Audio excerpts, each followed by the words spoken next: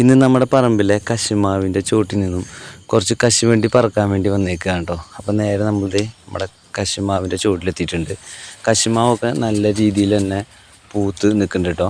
അതിൻ്റെ ഇടയിൽ പിഞ്ച് കശുവണ്ടിയുണ്ട്, പാകമായിട്ടുള്ള കശുവണ്ടിയൊക്കെ ഉണ്ട് കേട്ടോ.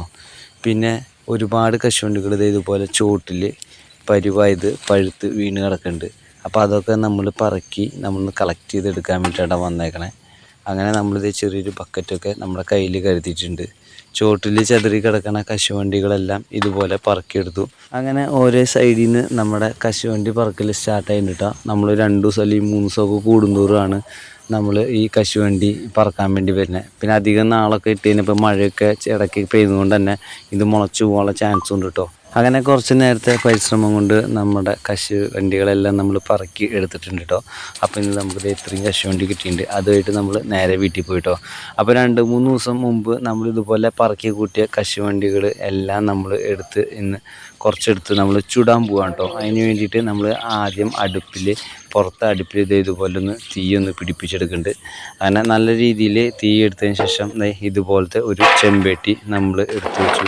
ആ ചെമ്പേട്ടിയിലേക്ക് നമ്മൾ പറക്കൊണ്ട് വന്ന കുറച്ച് കശുവണ്ടി ഇതുപോലെ ഇട്ട് കൊടുക്കുകയാണ് കേട്ടോ. കശുവണ്ടി ചെമ്പേട്ടിയിൽ ഇട്ടതിന് ശേഷം ഒന്ന് ചൂടായി വരുന്ന സമയത്ത് നമ്മൾ ഇതുപോലെ കുറച്ച് പേപ്പറിൻ്റെ കഷ്ണം നമ്മൾ ഈ ചെമ്പേട്ടിയുടെ ഉള്ളിലേക്ക് ഇട്ട് കൊടുക്കുന്നുണ്ട്.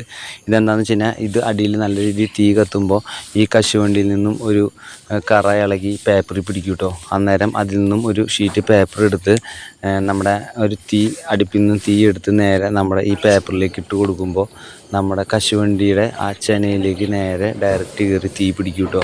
അപ്പോൾ അതുപോലെ തീ പിടിച്ച് മൊത്തത്തിൽ അങ്ങോട്ട് തീയൊന്ന് കത്തും. അപ്പോൾ ഇതുപോലെ ഒരുവിധം നല്ല രീതിയിൽ തീ പിടിച്ച് കഴിയുമ്പോൾ നമ്മളൊരു കോലും കൊണ്ട് കുറച്ച് ദൂരത്ത് നിന്ന് വേണം ഇതുപോലെ ഇളക്കി കൊടുക്കാൻ.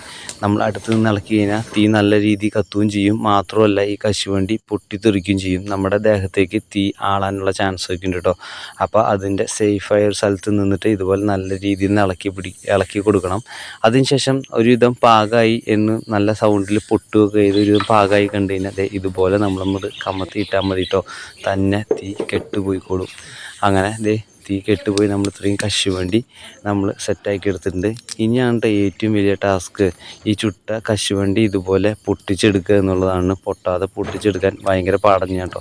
അങ്ങനെ നമ്മൾ കുറച്ച് പരിശ്രമത്തിന് ശേഷം ഇതുപോലെ ഓരോന്ന് കശുവണ്ടികൾ എടുത്ത് പൊട്ടിച്ച് നമ്മൾ എടുത്തിട്ടുണ്ട്.